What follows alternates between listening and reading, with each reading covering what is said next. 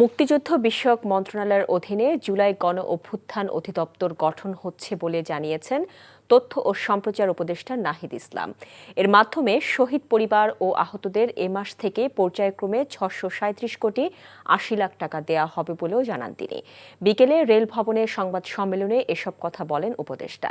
আগামী অর্থ বছরের জুলাই থেকে শহীদ পরিবার ও গুরুতর আহতদের মাসিক ভাতা দেওয়া হবে।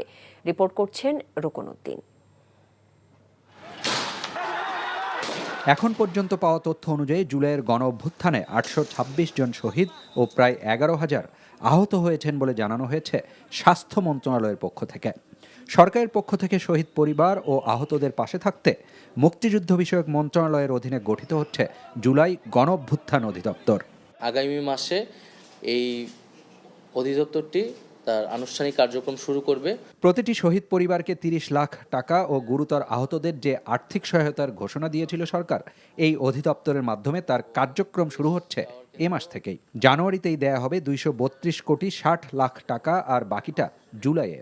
৬৩৭ কোটি ৮০ লক্ষ টাকা একটা বাজেট অর্থ মন্ত্রণালয় থেকে দেওয়া হবে পর্যায়ক্রমে, এটা সিদ্ধান্ত হয়েছে। এখন আমরা জানুয়ারি মাসে এই ২৩২ কোটি ৬০ লক্ষ টাকা শহীদ পরিবার ক্ষেত্রে, সেক্ষেত্রে ১০ লক্ষ টাকা যেটা সঞ্চয়পত্র আকারে থাকবে।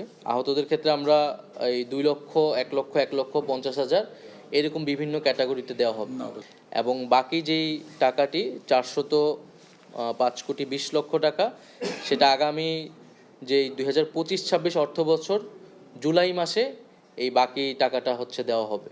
এ সময় তথ্য উপদেষ্টার কাছে সাংবাদিকদের প্রশ্ন ছিল, অধিদপ্তরের পরবর্তী কার্যক্রম ও শহীদদের তালিকা কিভাবে যাচাই বাছাই করা হচ্ছে তা নিয়ে। একটু সময় লাগছে, কিন্তু আমরা পুরোপুরি স্বচ্ছতার সাথে এটা করতে চাচ্ছি, যাতে পরবর্তীতে কখনো এই তালিকা নিয়ে আর কখনো প্রশ্ন তৈরি না হয়। এই অধিদপ্তরের মাধ্যমেই এই জুলাই গণ অভ্যুত্থানের শহীদ পরিবার এবং আহত, তাদের পুনর্বাসন সহ এই জুলাই গণ অভ্যুত্থানের সার্বিক বিষয়টি সরকারের জায়গা থেকে সবসময় কার্যক্রম চলমান থাকবে।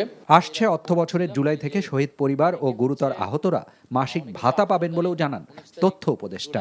জুলাই মাস থেকে এটা আমরা শুরু করতে যাচ্ছি এবং এই যে অধিদপ্তরের অধীনেই সেটি হবে। রুকনউদ্দিন, NTV নিউজ, ঢাকা।